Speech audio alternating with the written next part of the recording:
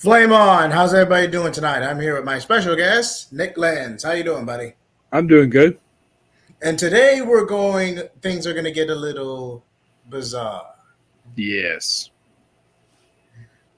And now season one of JoJo Bizarre Joseph side. Season one of JoJo Bizarre Adventure is broken up into two parts. You had the original miniseries, Phantom Blood, and then you have Battle for Tenacity, which has two different protagonists. Phantom Blood is Jonathan. Phantom Blood is Jonathan. Battle of Tenacity is Joseph. Joseph. Okay. Yep. And we're gonna go ahead and cover both. So if you haven't watched the anime, read the manga, or read any re-releases, this is your time to walk away now. If you want to avoid spoilers. Yep. Part one, which adapts the first 44 chapters of manga. Part two adapts is 66 chapters. Now, the manga was released in 1987, which here, that was the same time as the launch of Justice League International and the popular Spider-Man crossover, Kraven's Last Hunt, was released the same year. The manga published weekly from 1987 till about the early 2000s, where the writer decided to switch to monthly. I think it was after the conclusion of part 6, I think it was, that he's not switched to monthly, and he's been like that since then, under 9 different parts over the course of nearly 40 years. Yeah. The story starts out in the late 1880s, where we're at the Joestar Manor. We see our main protagonist. And if you see what he looks like, they say he's 12 years old, but he looks like basically someone who's about 20. Yeah, it's Jonathan Joestar, voiced by, in the English dub, by Power Ranger alumni, Johnny Umbosh. Who's really coming to his own since leaving Power Rangers. Like, you got to give it to him. Like, he's on Trigon. Not Trigon, excuse me, Trigon. I don't know why I said Trigon. Yeah, the show's name is Trigon. Okay. The character he voices, though, is Vosh, which he still voices this very day. He's the only person. This, like, everybody else has been recast since that show ended. Like when they did the Badlands movie, he came back for that one. For Trigon Stampede, he did that one too. Like, in terms of the English dub, only he's one of the select few who's never actively been recast. Yes. And of course, people know him also for Ichigo Kurosaki from Bleach. That is true. Yep. But in this show, he's, voicing. Now, the show starts off not at Tetsuga Manor, but at this crashed stagecoach because it's 1800s. There are technically like 1 or 2 cars in England this time. Cars don't show up in the US until the early 1900s. So, and then we see Dio and his father trying to rob the stagecoach. And Jonathan's father survives. His wife doesn't, but his son does, who's a baby. Now, Dio is voiced by the awesome Patrick Stultz, who, if you hear how he talks about an interview, he loves this character. He came back for part 3, and he came back as a flashback in part 6. And all about stealing this ring. And Jonathan's father mistakenly believes, oh, you're saving our lives. So let this repay you by having Dio live in my mansion when he gets older after his father dies being a drunk. Apparently he had money to open a bar and he basically drank his finances away. Pretty much, that's the cold and cheese of it. Yep. So he arrives there, and Dio is a dick. He's a dick to Jonathan. He's not a dick to Jonathan's father. And he hates the dog so much. Jonathan's like, kill the dog and put him in a furnace. That's how much of a dick he is. And this is before the weirdness happens afterwards. Yeah, for all intents and purposes, Dio was a bit of a sociopath. Yeah. But the best nickname you can give him is Dio the Dick, because that's what he is. He's a dick. But a very lovable dick. because I think audience love him despite the fact of a terrible person he is. Right? Yeah, I agree. I'm So just the listening. famous meme, it was I, Dio. That was not from this anime. That was from the OVA series from the 90s. That's where that came from. Because people might think, oh, it came from this series? No. Oh, before we continue, this series aired back in 2012. So this year marks 12 years since the anime started. And this series also put its studio, Data Production, on the map because of this show. If not from this show, we would not have seen the anime adaptation of Fire Force made That this is true. studio. Yep. So they have an introduction. He's raised his brother. They get the fights content of the show. We're also introduced to Erlena, I think her name is, who is Jonathan's love interest in the show. And you'd be surprised who voices her. Who? Michelle Ruff, Rukia. Huh. Yep. I thought her voice was familiar. Yep. So already we have 3 famous people who've been in Bleach so far, and there'll be more. We'll get to that when we talk about Battle Tenacity. So at first, Elena, it's like their interactions at first are so brief, and over time they kind of fall in love.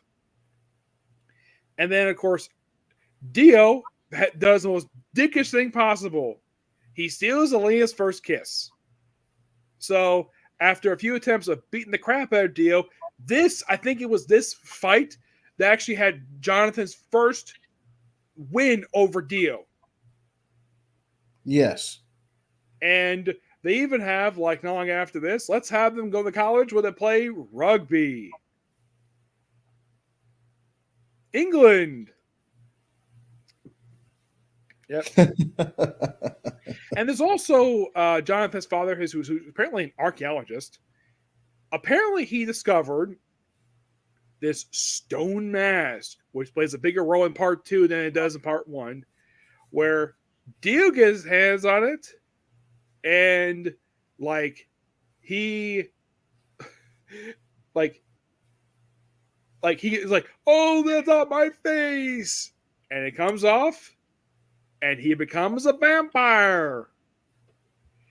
Yep, they become vampires in the show. So, they expose Dio for his dirty crimes. So the police shoot him up, and then the mansion gets on fire. Jonathan's father dies, and apparently Jonathan's destitute.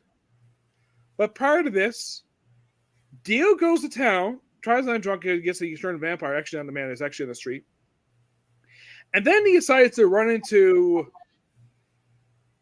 the famous serial killer of the time, Jack the Ripper. Yeah, Jack killed his 5th victim. Yeah, Phantom Blood and the Jack the Ripper murders take place around the same time, but that's just weird. Yeah, and then he sort of brainwashed to become his minion because apparently he's a fan of his work, a fan of a guy who kills 5 prostitutes and takes their organs. I know this is disgusting to talk about, but that's what he's famous for. It's a good thing we're not getting any real engagement right now, but man, this is going to be awkward in playback. Yes, but that's what he's known for. So I'm just saying what he's famous for. If you want to go learn about the gruesome details, feel free to look it up online because it's been published it's been public knowledge for years. As for who the heck the real Jack the Ripper was, it was suspected it was a doctor. There was one theory he was a master mason, believe it or not. What it was all sections of the royal family. It's a big mystery, and it's been an open case. It is London's oldest cold case in the history of the country, his Jet City, and the murders have never been solved at all. If it was a doctor, he was a terrible doctor. That's what basically the theories are out about the real life serial killer. And I think he's the only known historical figure ever to be actually seen in JoJo that I can think of ever in the whole series. In terms of historical accuracy, I could probably think of one more in part 3, but it's more of a pop culture reference rather than a historical one. Yes. So then after Dio does his thing with Jack the Ripper, basically Jonathan survives the destruction of his manor. Reunites Elena, who's a nurse, who heals him back to health, and they become a couple. And then he runs into, actually, before the whole revelation thing, I should mention he meets in an alley, he meets the famous Robert E.O. Speedwagon, who is named after the band REO Speedwagon. I don't remember who voices him. He's famous in the show for his saw blade hat, which he uses in one scene. And the whole thing of this is basically trying to find out who, if basically Jonathan's in this alley to find out who created the drug that was made from Dio to give to his father, who's poisoning his father. And he found the drug dealer, and this was led to the famous scene in the manor that causes destruction. And then afterwards, he's with Elena. They walk along the road, and then they meet Baron Zeppelin. And he is named after Led Zeppelin. Obviously. Yes. I think his name was one of their band, but Baron Zeppelin, which he teaches Jonathan to fight Dio. Ripple. That's the name of this technique. Those of you curious. Okay, JoJo's Adventure. Where the heck are the stands? Are they part 1? Nope. Part 2? Nope. They show in part 3. That was layer thing, so don't confuse that per se for that one. So he teaches them the ripple effect. It's basically how they like a special breathing technique. The fight against Dio and his horde of zombie vampires. Dio also proceeds to turn a mother into a vampire, who proceeds to, I'm not going to say, does something really terrible to a child, but you have to watch the show to understand what happened, because it is gruesome, to say the least. Yeah, we're not going to talk about that here because this is a family-friendly show. Yeah, so other adult content, but not that. I'm not bringing it up here because, yeah. So I'm not touching that with a 10-foot pole. So they take over a town. Yeah, Dio takes over a town with his horde of zombie vampires. And so we have Jonathan. Now, Elena is basically just put away someplace, but kept safe. So it's just Jonathan, Robert E.O. Speedwagon, and Baron Zeppeli. And of course, they're joined by a few people with like very last minute of this group. One of whom comes back for part 2, and I think it's Strazo's his name. We'll get back to him because he's important to part 2. So they go in, and of course, they up their parents' room abilities. These guys are actually students of Baron Zeppeli. They've come in to help to take down Dio and his master plan of presumably take over the world or something. Don't know.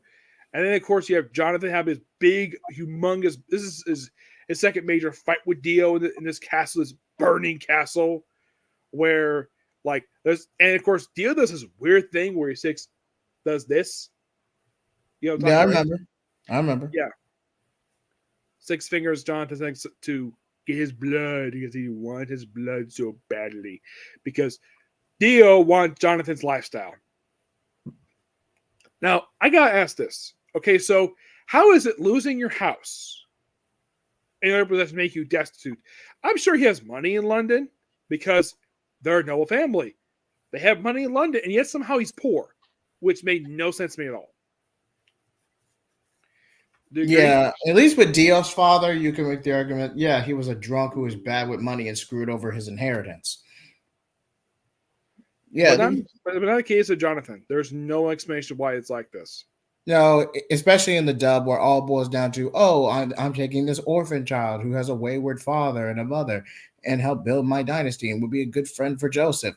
Not fully taking into account that this kid will grow to be a sociopath, a lord, if not obsessed with mystical artifacts. Half of this is the role of Jonathan's father is a monotony of stupid decisions. Even by slasher movie logic, this is stupid. Mm-hmm. I get you But feel for the kid, but take him to an orphanage. I gotta admit, I actually do like the manor, the Joe Stone Manor. It's a gorgeous building in the show. Oh yeah, the art design was very spot on. Mm-hmm. Because if you read the manga, it is like virtually no change at all. I think it may change some words of dialogue, but visually, it is virtually the same. They make no change at all from the manga, which gotta at least praise their production for that. You do. You got to give him props. Give him props. So during the big battle in the burning castle, supposedly, like they hit with Harmon, I think a few times, and he falls out like, oh, everyone thinks Dio was dead because, well, they find his body, but then he proceeds to chop up his own head, and it's picked up by one of his last zombies. They're there. That comes later. So then right after this, I think, oh, the battle's over. Let's have Jonathan and Elena get married, and then they go on a cruise ship to America for their honeymoon. And oh boy, it's basically the cruise from hell. This thing, like everything's fine until Dio is found in the is basically so. One of the staffers of the ship finds a coffin in the cargo hold, and this is not the same in the part 2. This is different. This is a different coffin. So then we have more vampire stuff going on. Jonathan discovers what's going on. So he goes to fight Dio one last time as he discovers, oh, Dio's alive, but he's in the head and he's a jar. I saw this. Wait, okay, it's been a while since I've seen Phantom Blood. But if Dio only had his severed head in this point in the story, what causes the boat fire? One of the zombie gets knocked into a generator. Oh, okay. Wait, there were generators, and it's Bizarre Adventure. I really need to it's like a cold thing. I think, like an early version generator on the ship, he gets knocked into it. And that's what caused the ship. By the way, ship made wood. That's why I got the ship caught on fire. Okay. And then of course you have this fight between the two of them, and then like apparently like I remember in the OVA version of the scene, they had it where Dio's got tentacles coming out of the thing he's in, the wrap around Jonathan's neck. And of course, Jonathan has to fight the head, and Elena has to live, and she survives the sink of the ship, and presumably was all of her luggage. And then it's also discovered after this, like with this scene, oh, and of course, oh, and save this baby while you're at it too. This baby girl, excuse me. So, and it's also discovered in this very scene that Elena's pregnant with Jonathan's child.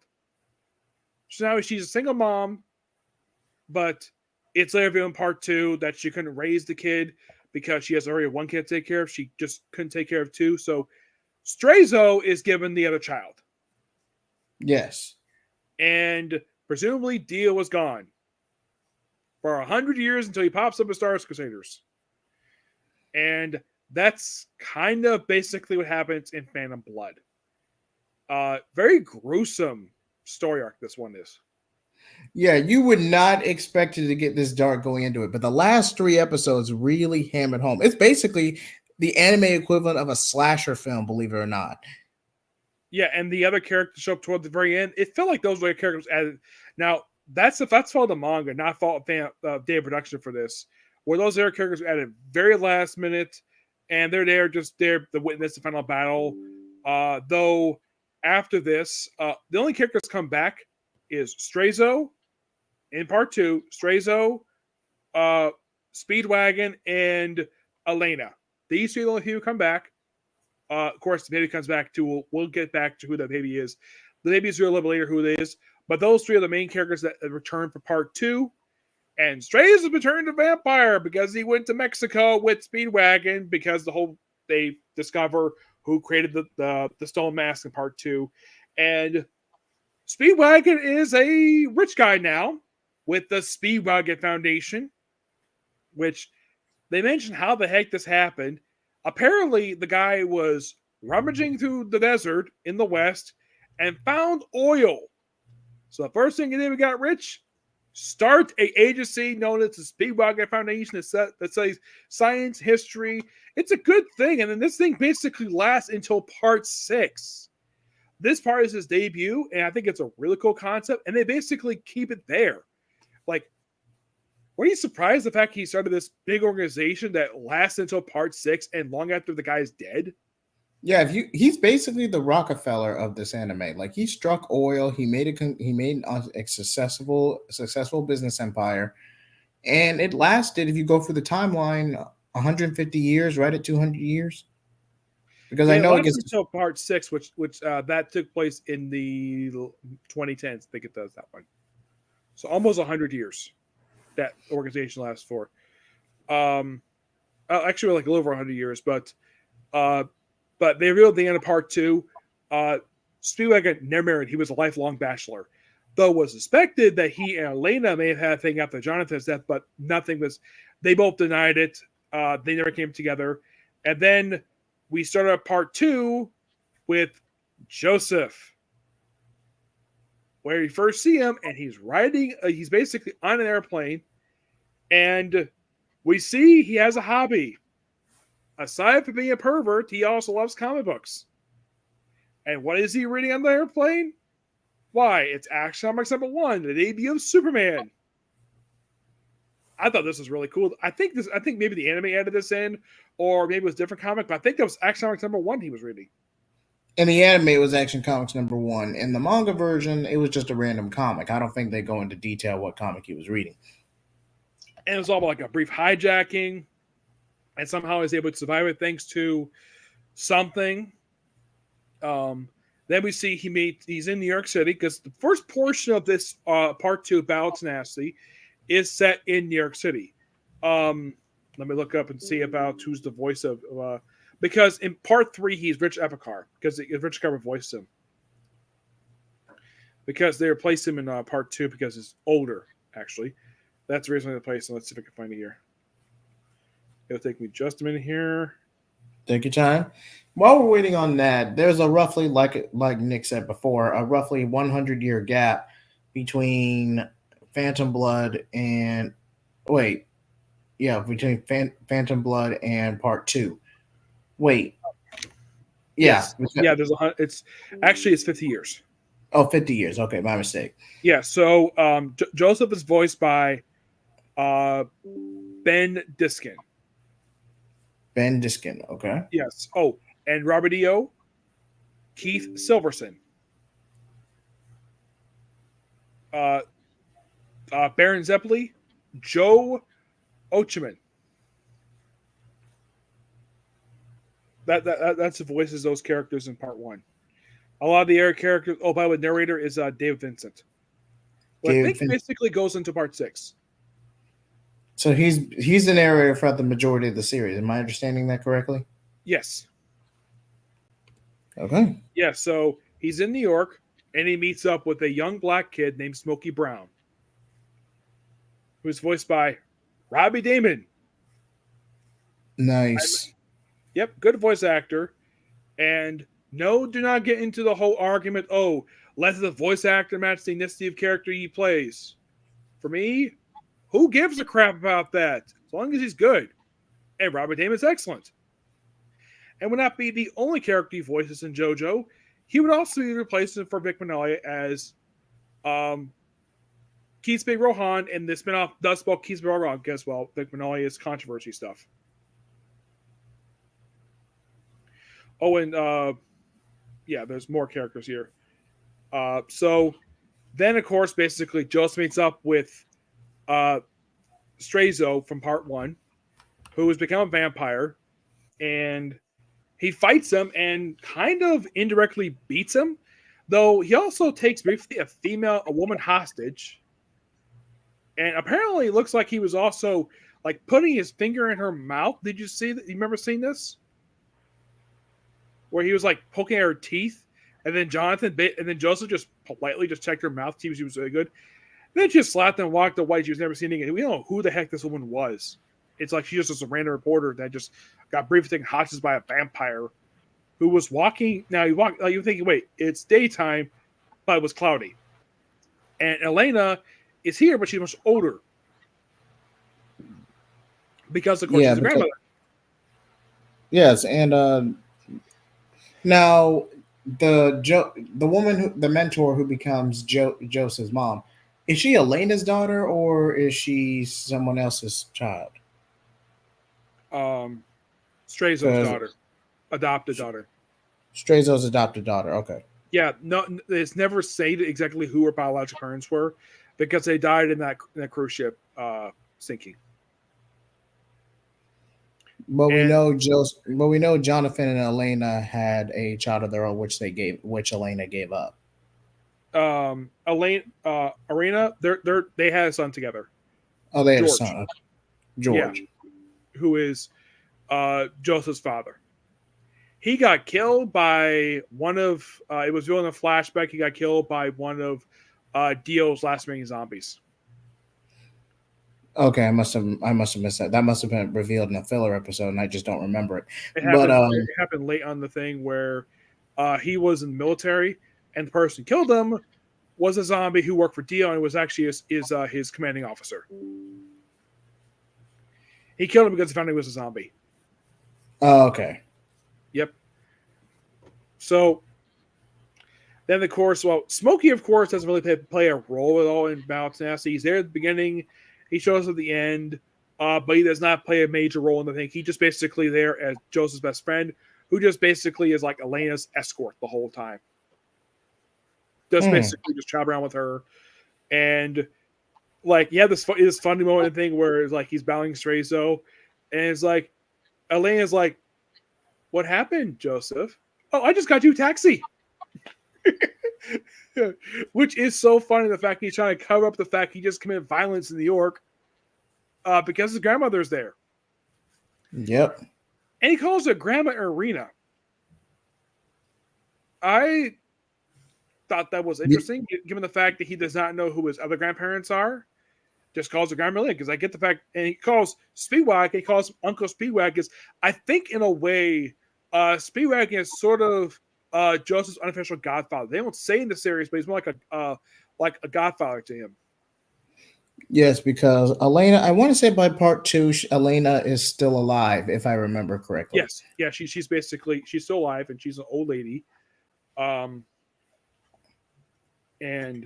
that's kind of what goes on with her.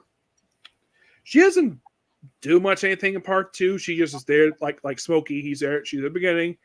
And then once Joseph goes up in their country, she just stays behind with Smokey and not sitting into the end of part 2. And, well, Speedwagon gets captured in Mexico by the Germans.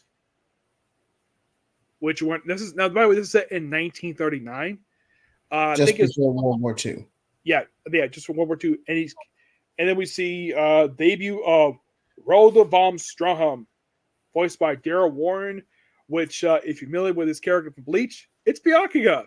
But he's here with a German accent. He's so over the top, praising, "Oh, German science is awesome." Despite the fact he's a German, he doesn't act like an actual Nazi. Hey, we might want to cut back on that because you never know with YouTube's changing policies. Yes, but he doesn't act like the party of Germany at the time. He does not act like that. He doesn't display racism. I mean, he's praising Spirity, not because of the skin color, because of the science, because he's a scientist. Which you got to praise. Okay. Thank you for clearing that up, Nick. Yes. So, and they also discover in this pillar, there's a big hulking guy in this pillar in their base they have. And he decides to name this particular pillar man AC/DC. After the rock band AC/DC. And like, why the heck is basically a lot of these characters named after rock bands? Simple. The creator is a big fan of rock music. That's why. Yeah, because I keep saying, especially in parts 2 and 3, there are a lot of pop culture and rock band references. Like, there's at least 5 per season. Like, I recognize at least 5 of them off the top of my head when I was rewatching these 2 seasons. Yeah, and when they discovered the other Pillar Man, where I think one of them missing after they discovered 2 more, and AC/DC ends up killing one guy because the way the Pillar Men are written in this series is like they're above regular humans. Like, they're just immortal vampires. That's what they are. And these guys who created the stone mask, there's like hundreds of these damn things discovered in part 2. Excuse me. The first one discovers not ACC, that's later. This is Santana. Not sure what that's named after, but that's what he names him. But this one is killed by Joseph when he saves Speedwagon. And Strawham does survive this, though he is discovered to become a partial cyborg when he returns. So, yeah. So then, of course, like after he leaves Pillarman, of course, he has to go to Italy for training. Speedwagon himself sends him off to Italy to meet Lisa. Like right after the rescue of Speedwagon. And Lisa herself was voiced by Wendy Lee. And she's there with her maid, Susan Q, voiced by Stephanie Seep with a very obvious over-the-top Italian accent. Before they meet Lisa, we are introduced to Caesar Zeppeli, who is a playboy. And you would not believe who his voice actor is. You see there, Jahi?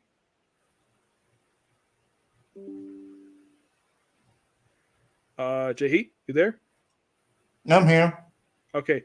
Would you like to know who's the voice of Caesar Zeppeli? Sure. Bruce Papacook. Wait, he has voiced just about every anime we've reviewed on this show. He's just by voice sheer coincidence. Like seriously, we did a poll and I believe was it Soul Eater? No, it was we did Soul Eater, we did Overlord. We did a poll. What beat this one? I know there was a show we covered before this one. It was Overlord, it was Soul Eater.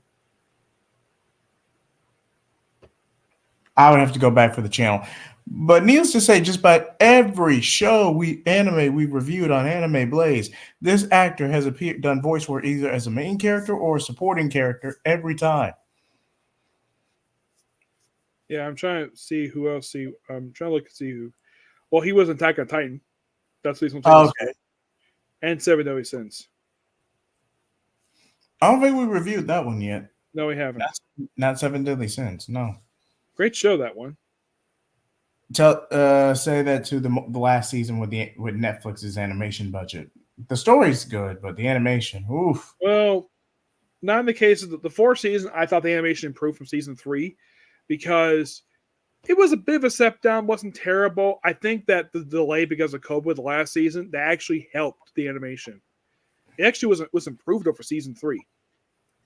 I'll give you that. Yep. So he's like playing with ladies, and the whole thing is, and their measuring contest is who can woo the most ladies between Joseph and Caesar. That's what they do in this scene. It is so funny that's what they do here. Then eventually, after they meet with each other, they, of course, get a ride over to the island where Lisa is, and then they start their Harmon training. Where one of the training is climbing a tower that's filled with water, and Joseph comes in and instead of competing with each other, why not just work together to get out of this particular pillar? And Lisa is not participating at all, though she's very cold at the start of this. She gets warmer as time goes on, but that's kind of what they do here. This lasts for like an episode or two, and eventually get out of it. And then, of course, they give them 2 new instructors when they get to the next part. Which one of them is killed by one of the Pillar Men. For some reason. Not sure why. Go ahead. So, and during the fight, I think one of the Pillar Men give Joseph 2 rings. One in his throat. And I think the other was, it was 2 rings. It was kind of like engagement rings per se. But it's more of the deadly engagement rings. Like, as I remember, one was his throat, and the other was... It was not his finger. I think it was... Because he had, like, a certain period of time to find these Pillar Men and get the cure. Which is held in their rings. Though they do eventually beat these guys at some point. But then after they complete their training here, then it's off to Switzerland. Globetrotting. This is known for globetrotting. They go to Switzerland and they go to this really cool hotel and about to go inside, but they're stopped because the Harmon is acting bad guys inside. And Caesar is killed in the scene. Oh yeah, Caesar. I forgot. Yeah, and he gets one. He gets one of the rings. He does. I believe he's killed halfway through part 2. I believe episode 15, episode 20, somewhere in there. Yes. Though the thing is, Caesar is Baron Zeppeli's grandson, and Caesar has no kids. So this is the last Zeppeli you see in the whole show. Yep, the line dies with him. Which, he was a great character. I love his character.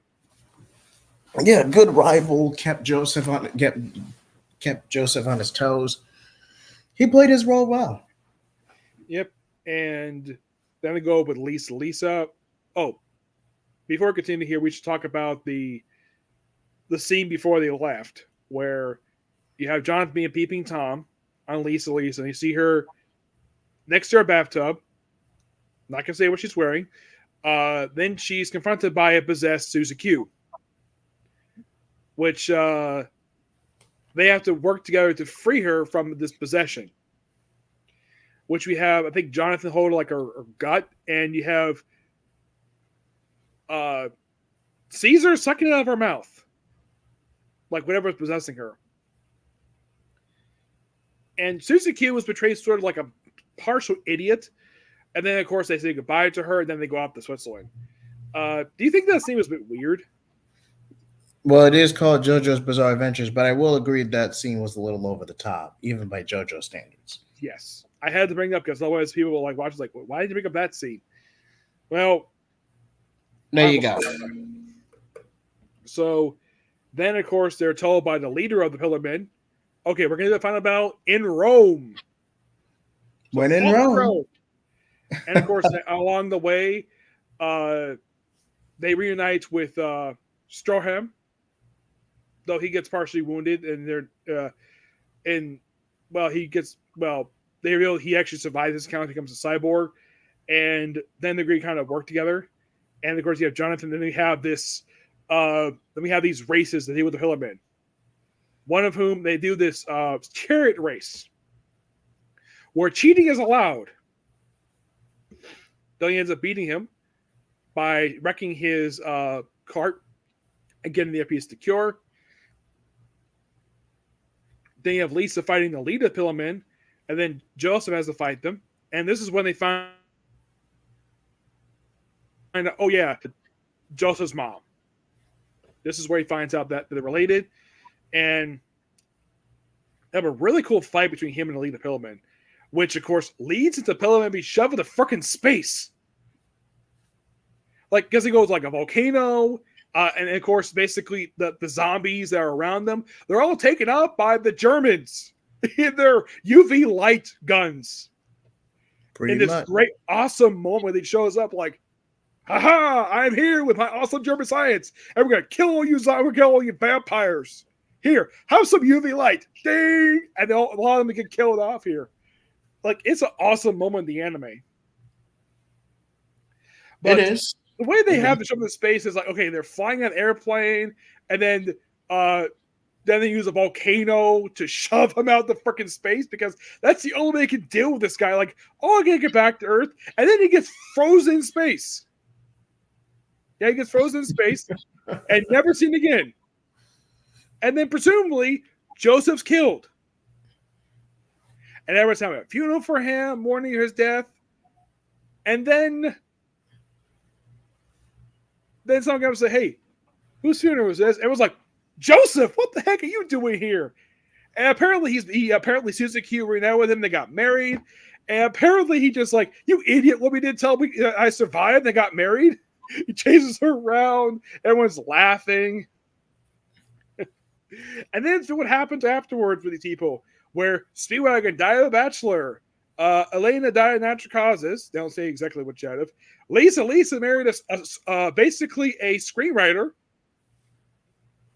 Now, oh, by the way, they do explain how Lisa, this like being born 1800, still looks smoking hot the way she does. Harmon! That's a kept her young. Harmon. And so Joseph. So yes, you heard that right, people. Joseph actually does survive. It was a fake out death, but Yeah. But it was a What funny hap- scene at the end of it. yeah, what happens to him and what leads to Jotaro? I believe he hooked up with a random civilian girl, and then we cut cue straight to Jotaro. Joseph married Suzuki. Oh, he married Sudoku? Yep. And then we jump ahead another 50 years in the future, where it's the 80s, and he's like, "Oh, you're Japanese." He's like, "Yeah." He beats him up and it's like, "I hate the Japanese, but I love their cool technology." And that's not, the last thing is not Ben Diskin. That is Richard Epicard replacing him and basically stays as the voice actor for this character until part 4. And the only reason why he hates Japanese is because there was a Japanese singer who married his daughter Holly. Oh, And this scene leads into part 3. man. Oh, And he's here to see his grandson, yep. who is a rebel teenager. We'll get to him and when we talk about season 2. What did you think of these 2 parts?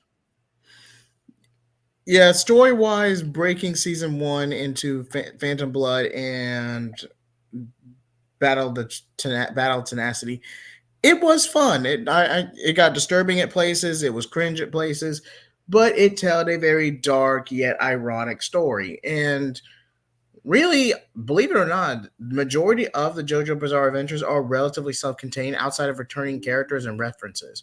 You could jump from one season to the next, and outside of some background information and character history, you really don't need to know a whole lot. Oh, what happened to Strudum? He died at Battle of Stalingrad, which that makes sense. Given Stalingrad, that happened in Russia.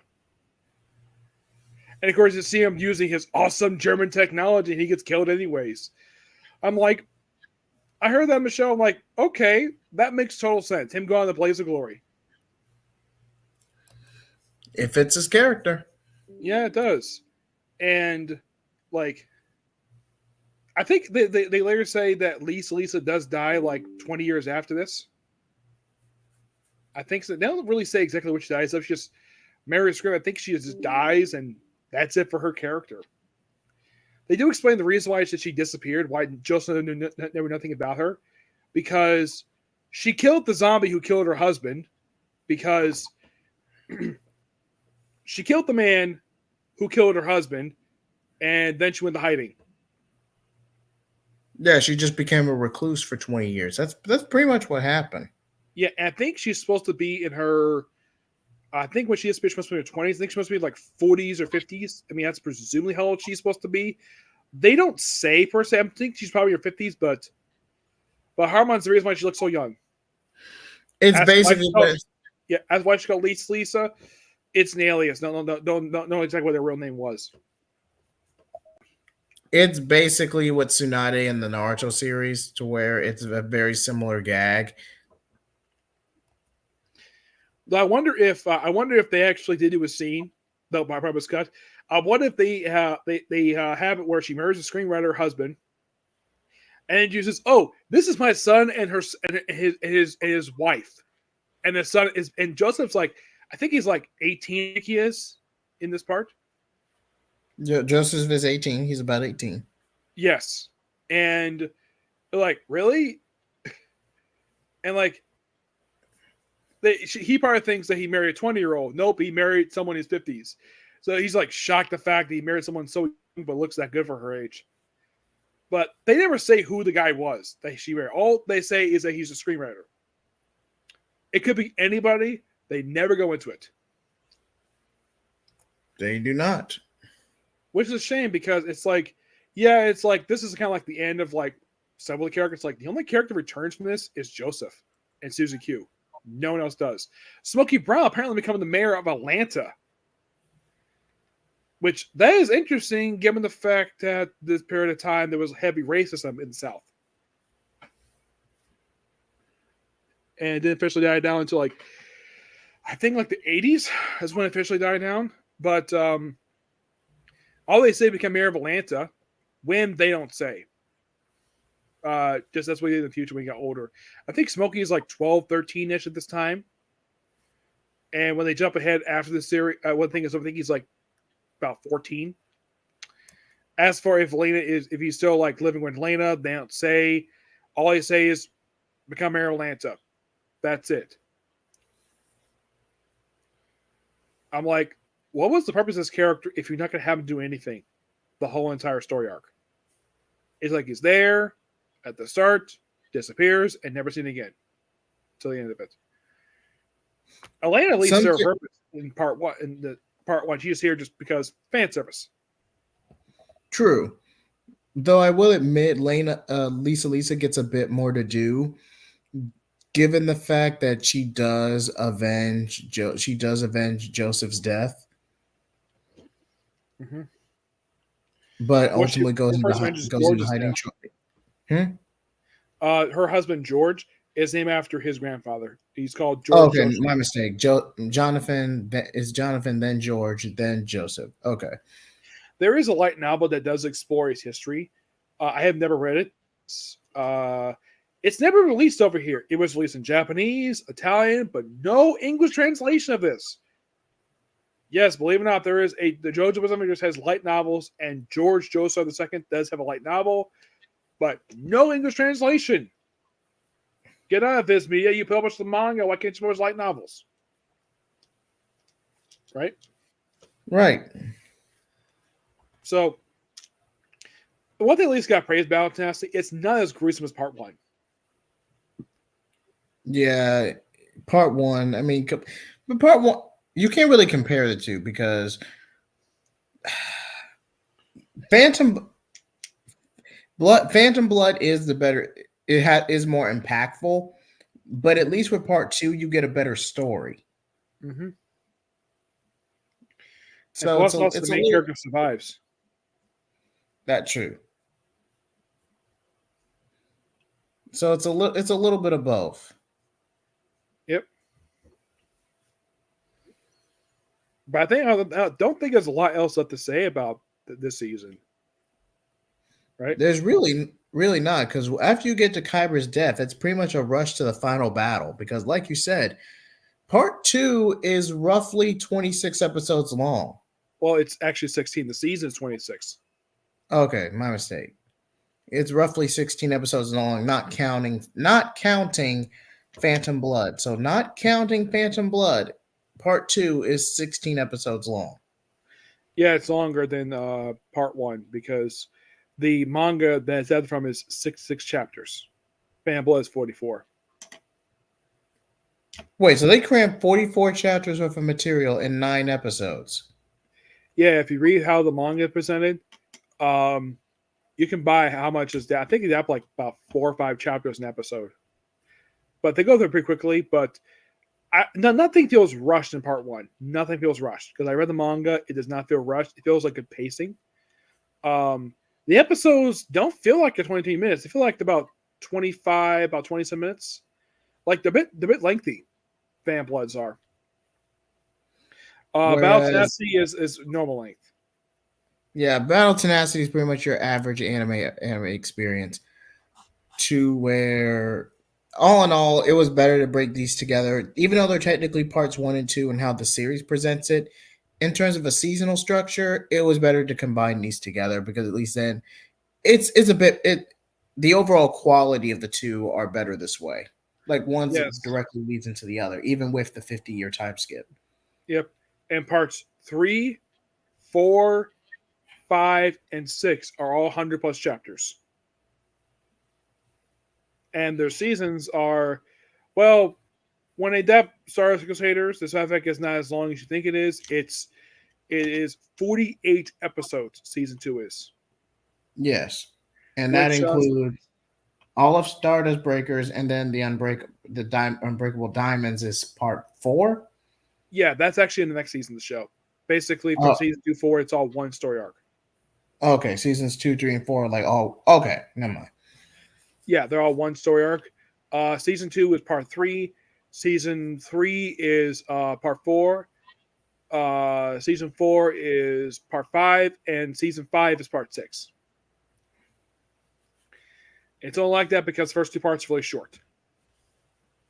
I see. So we might get through this in like 2 or 3 videos. Yes, definitely. I have not heard anything if they're going to do season 7. They're going to do part 7, which Remains is to be. part 7 is called. If I can find it here, part 7 is called Steel Bull Run, and this lasted for a lengthy period of time. Now, Fan Blood was released. I have the thing on Wikipedia. Fan Blood was released period of 1987 1988. Battle of Tenacity was 1988 1989. Star Wars Crusaders was 1989 and 1992. Diamonds Unbreakable 92 to 95. Golden Wind 95 99. Stone Ocean 99 2003. Steel Bull Run 2004 to 2011. This is the first one monthly. JoJo'S is basically 2011 2021, and JoJo Lands is the most current one. Steel Bull Run is basically a reboot of it. These next 3 parts are a reboot of the series because the first 6 are basically all the same universe, and then Star Part 7 he reboots the series. Not sure why. It just seems kind of odd that he did this, the writer of the series. I agree. Oh, it's not Hiramasha. That's fair too. It's Akari Hiro Hakuto. That's Hakuto. That's even the guy who writes the series. And if you look at pictures of him, currently, this is a picture of him. He's currently 64, but this picture of him from like 11 years ago. I don't know if you can see it. Can you kind of see him? No, yeah, I can see him. Yeah. 64 years old and kind of looks like this. The secret is of why he looks so young. He washes his face every day. That's the reason why he looks so young. Though you can also say it's Japan. A lot of people stay kind of young even when they get a little older. Look at, let's say, WWE wrestler Asuka. She's like 42, and she still looks like she's in her 20s. Crazy. Yeah, that's the thing with Japanese. Like, I mean, 42, and she still looks beautiful. And she apparently, currently injured right now, but when you last see her on screen, she apparently, after her recent break, she went to Japan. When she came back, she apparently put on some muscle when she came back because it looked like she almost like a 6-pack when she came back. When she gave you her new full makeup look, her current look that she has last year, she looked like developed like a 6-pack, but not like shredded per se, but looked like she was starting a 6-pack. Huh? How about that?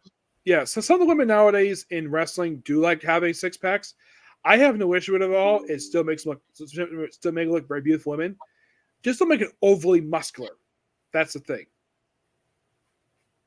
Because you ever seen an over muscular person, it looks disgusting. It does. It does. Jordan Grace did this once for a bodybuilding competition, and she looked gross. But right now she looks perfectly fine. She basically that's what she got really, really skinny and to do this bodybuilding competition. Like, what the heck? Apparently, no salt.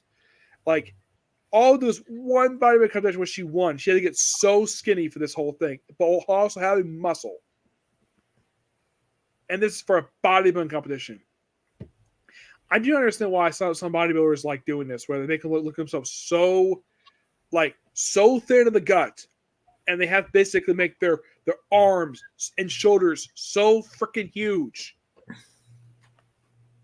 There are some wrestlers do that, but here's the thing: if you're that size, you cannot move. You can't do wrestling. There's a wrestler named Baracus who tried to do it, and he failed miserably. Like, he looks good at 8x10, but he sucks as a wrestler. But look at someone like Dave Bautista. He had muscle in his arms. He had big arms. But here's the thing. He actually freaking work. He was very good. He was a very good wrestler. He's retired now after wrestling an awful match with Triple H. A 35-minute match. Whew. Yeah. And get this. It was revealed that was the even was a street fight that one was. The original idea for that match was going to be Hell in a Cell. But Vince said no because they have pay-per-view all of that, despite the fact that they actually had Hell in the Cell there. And I'm like, it's his final match. Why not have Hell in the Cell? Nope, let's have a boring street fight. Yep. Yeah, Vince McMahon, before he retired, his ideas were so terrible. Like, his booking style basically just was falling way out of touch. And the last couple of years, WWE has been a lot better. Ultimately, the guy just fell off, if I'm being completely honest. I would say probably happened when Brian Gewirtz left the company in 2012. I think that's when that happened. Because if you notice, the trend is like right after he left, stuff went downhill afterwards. That is true. Yep. But I think it's about time we got the final thoughts. Final thoughts on JoJo Bizarre Adventure Season 1, or Parts 1 and 2. Again, they're better back-to-back. But individually, I say Phantom Blood was the better of the two if I were to split them up by part. Mm-hmm. You do get more story with Part 2, but the impact, the raw emotion, the action, everything feels organic and well placed in Phantom Blood. Mm-hmm. Part 2 just feels like the people behind it are just trying way too hard. Like, you're trying to even with the additional 12 chapters compared to part 1. I think it was 22 because part 1 was 44, part 2 was 66. 22, my mistake. Even with the extra 22 chapters, it's like you barely adapted a chapter per episode. Either you only adapted one chapter per episode, or it's just bogged down by so much bloody filler. Yeah. Like, if you trimmed the fat a little bit, part 2 would have performed a lot better, at least in my mind. Yeah, I heard that the adaptation of part 1 that got positive reception when because I think people really look forward to Star Wars Clear. That'd be the first note they had to do part 1 because that's part of the story. But I heard the reception for part 1 was very positive. Part 2, I think, was mixed. Yeah, I share that sentiment as well. It's not bad, but it's not great either. It's mid. Yeah, but Star Wars Xayers, oh boy, we go over the top with this one. Oh boy, yeah, part 3. Buckle in, folks, because that's going to be a while. Okay, before we end this here, one thing we should mention: the opening themes for part 1 and part 2. What did you think of them? Nice. I mean, the melody. And plus, you got to love the fact it's animation of the manga chapters. I thought that was so cool. And I've always loved the opening theme song for JoJo because, let's see, if I can find the music they did for part 1. If I can find it here. We'll have to lower the volume due to copyright, but yeah, I'm trying to name the song here because okay, here we go. The first song is JoJo by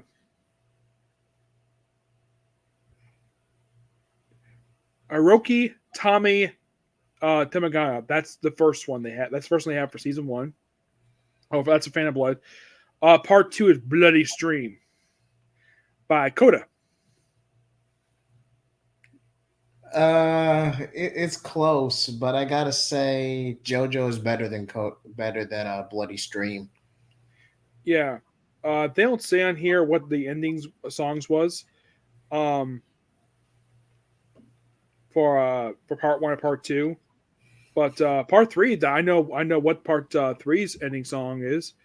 First, it's really interesting song. I love that they have the visuals for the open theme song for season 2. We'll talk more season 2 another time, but yeah, like the best thing hook about the show is the opening theme song. Like, it's a shame that they had. Well, of course, they had to replace the opening theme song because different story arc. They had to do that. But if I pick it to which one's better, part 1's had a lot better open theme song. You do get a bit more over. It's just Part two, I'm sorry to harp on this, but part two had potential to be good. It's just so much filler holds it back. Yeah, it's like, oh, let's go over the top with all this other stuff. But probably another thing good about this, there's like three major things I think is good about part two: the animation, the voice acting, and some music is actually really good for the insert songs they use in the show. They're actually pretty good, I'll give you that. I'll give you that. and the fight scenes are amazing. True, true. And probably the best character, who's not the main character, is Strodan. He is the best character. He is so awesome. Oh, hands down. Yeah, this one I think you might think, oh, he's a stereotypical German. He basically is racist. Nope, there's no racism in his dialogue at all. And I don't think this was changed when they changed this from the Japanese to English dub. I think it was like this in the manga too, where he was like over the top. He was more praising the science than the racism that the Germans promote. He was more of he was a true engineer. He was a man of innovation. He didn't really, at least his dialogue didn't convey racism. Yeah, he was definitely a patriot for his country, but he was not for what Hitler was for. Exactly. From what I heard, they mentioned this in Schindler's List, where there were, I think they also brought us up in the series Winds of War. They had a character in the show who was a German, but he was not a member of the Nazi Party at all. It was a character who did survive the end of the two miniseries. You ever see Winds of War and War Remembrance? Yep. There's a German in the show who is not technically part of the party, but he is German nobility, and he is very loyal to Germany. He does not betray Germany in the whole show, and he's definitely a German who Rob Mitchell's character along really well when he interacted with him in the first series. They were like really close friends, despite different countries. Like he just basically fought for separate countries, but he never expressed anything related to the party they had over there. Which that is a good example where not all Germans were for what Hitler was for. Some were, but not all of them. Indeed. Yep.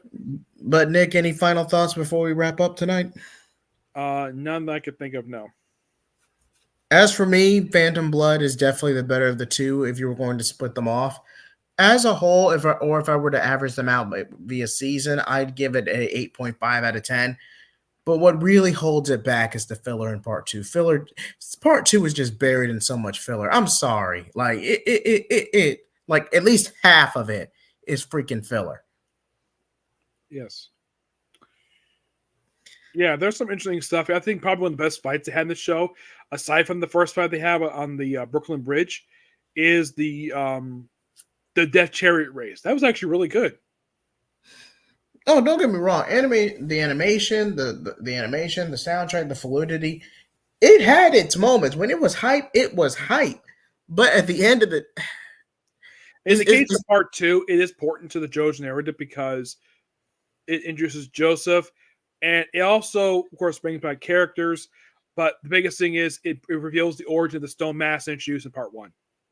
It's important, don't get me wrong. I just feel like if you cut it back, not so much the manga, but the anime adaptation, if you cut the anime back by 5 episodes, just trim the fat, you could still have the lore, you could still have the callbacks to part 1, the fan service, the returning characters, but you move the story along is what I'm saying.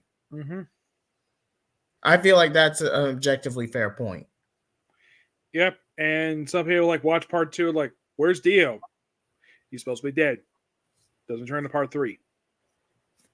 If you're just watching this anime for the memes, just skip straight to part 3 because Dio doesn't even play a role in part 2 since he's still believed to be dead. I think he's mentioned a couple times in part 2. He's mentioned, but he's not physically shown. He does play a background role in a lot of the series, except for part 5. That's the only one he does not play a role at all. Okay. Because aside from the main character is his son, he does not. There's no major role he plays in that one. I would say definitely part 3, part 4 more of a background thing, and definitely also background flashbacks for part 6. But part 5 is probably the only one he does not play a role in at all. Even with aside from showing a picture of him, which they don't really go into. Oh, this is Dio's son. Okay.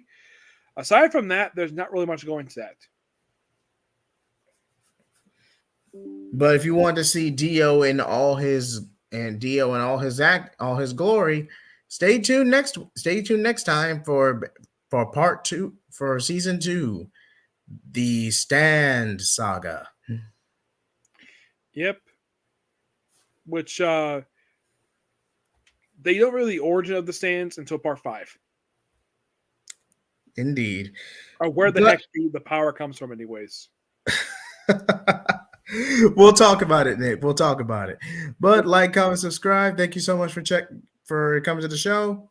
Flame off. Wow.